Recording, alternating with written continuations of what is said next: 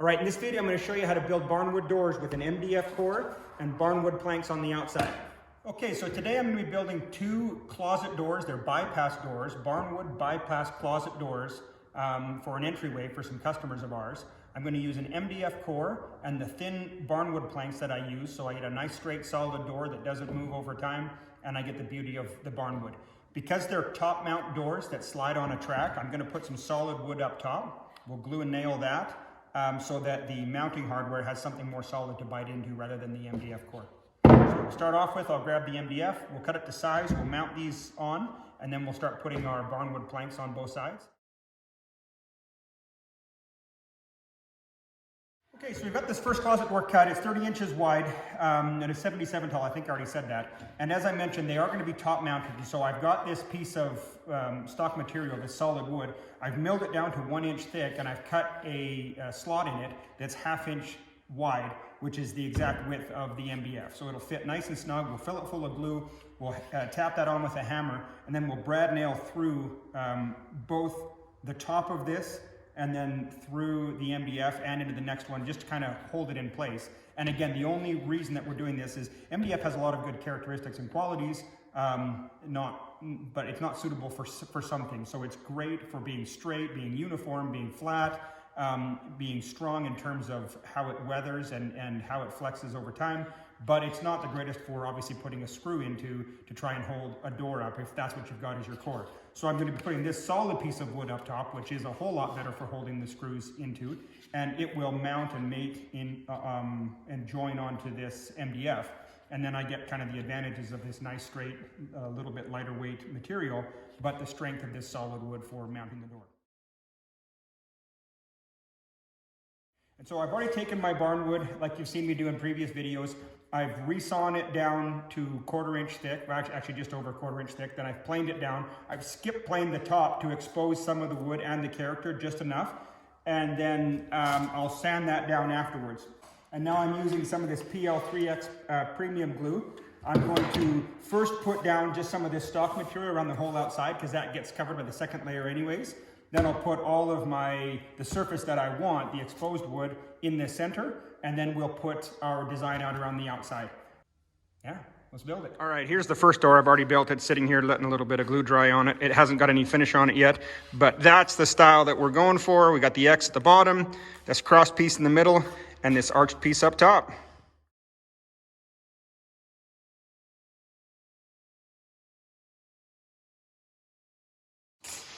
Okay, so what I've done here is cut two pieces that are longer than what I need to bridge this X.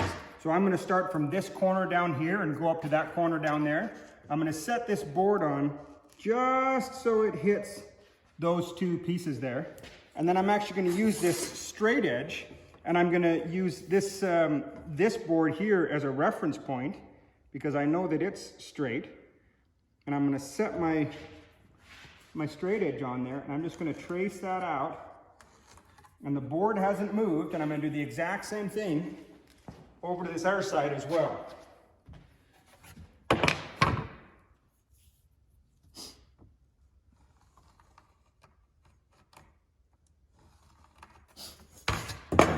And then I'll go and cut those out and test it. Okay, so I've cut my angles that I had traced out. Now I'm just going to set it in there, and if you laid it out nice and right, then it'll be a nice tight joint. You might have to make a few little micro adjustments to make it fit right. But now we've got this side, and it's fitting just perfect. So I'm going to take this, and I'm going to transfer this over to the other board. Now you're going to want to flip the other board over, because we want the angles going the opposite direction. So whichever way you do it to trace it, just make sure that you're not tracing exactly onto the other side, or you'll have an identical piece and you want the opposite piece.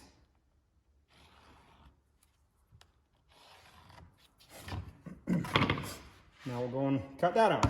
Okay, and now you'll see this opposite piece will fit in here nice and perfect. So we're going to put one of them down first, and the second one we're actually going to place over top, and then use the lines of the first piece to trace out the second one. or you can set it on top and trace out the bottom one. You get what I'm, like, you smell what I'm stepping in. It doesn't really matter which one you transfer, but all we're trying to do is transfer one set of boards to the next one and cut that middle piece out so that it fits over top real nice. So now, because I use these nice thin boards and they're kind of flexible, I'm actually going to just flex it, put it in tight and flex it over, and then use the top board to trace out the bottom board that's sitting in there perfect. Now, I'll take this board and cut that out. This one's going to end up being the one that sits in, and that one's going to get cut and set over top. Now these pieces, if we did it right, should fit in just like a charm, and that should look like a straight line, like it's gone all the way through. So it doesn't have to be any more complicated than that. Pretty quick and easy. Now we'll glue and nail those ones down.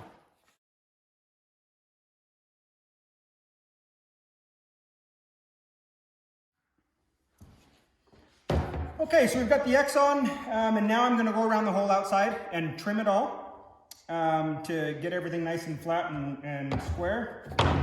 So I'm using the track, my 10-foot track, and I'll just plunge the blade all the way through because I'm hanging my door over, and we'll just trim her nice and square, flush.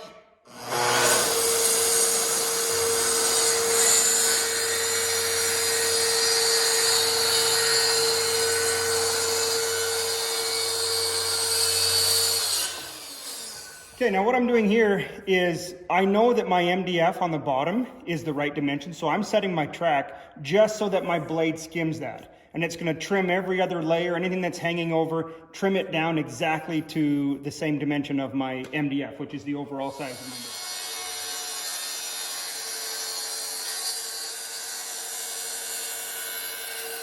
blade. Now you can see everything's just nice and flat across that whole thing. And I've got a piece of trim that's going to go up on the outside. We're going to put some wood on the bottom as well. But now when my trim goes on there, everything's flush and nice and will match up perfectly. Okay, so we've got the top side more or less done. Now we're going to flip this baby over. And I've got these planks for the bottom side, or the back side. These doors go in a closet, so the back side is never going to be seen. So what we're really concerned about, obviously, is showing off the character of the barnwood on the front, and the back, no one will ever see it, so it doesn't really matter that much. We could just leave this MDF, but I've made it so that I've got some planks that I've milled up, and we'll glue and nail these ones on the back. They'll get the same color that the front is getting. And then after that, we're going to put a trim around the whole outside, and then essentially the MDF is hidden on the inside, and you can't really tell that it's there, but we do get the benefits of it. Like, largely the benefits of the MDF are that it is a uniform, predictable, and strong material in certain cases. Like, obviously, it's not stronger than plywood if you lay it out across two sawhorses and jump on it and see which one lasts. But in terms of not expanding and contracting during the seasons and just staying nice and straight. And really that's the objective. So now I'm going to do very similar to what I did in the front. I'm going to lay down some glue. We're going to nail all these on the back. We'll put some trim around the outside, and then we can give it a final sand and then move to color.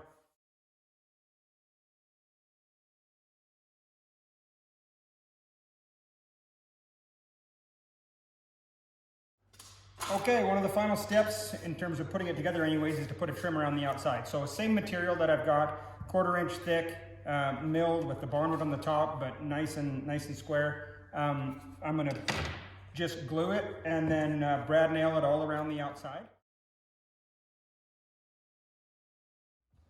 Okay, so the glue is dry on these edging pieces now, and I'm gonna go over this door one more time, sand it up, clean up the glue, and just make sure there's anything sticking out, splinters or slivers or something like that, since the next step is to move on to color, and I want to have a nice smooth surface.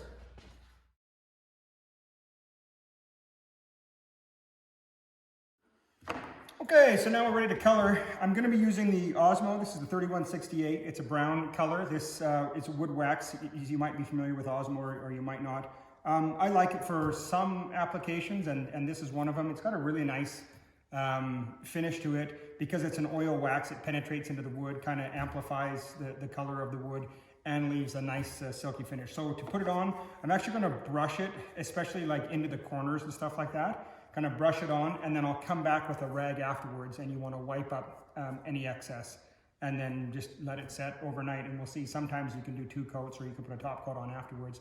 But we're going to start with just a quick color. So again, brush it on, get it in the corners, and then come back with the rag afterwards and take off the excess, and then you leave it.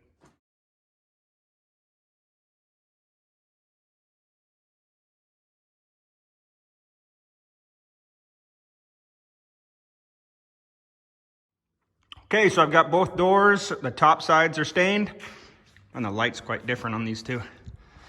Now we're going to flip them over, do the bottom sides, the back sides, I guess it would be.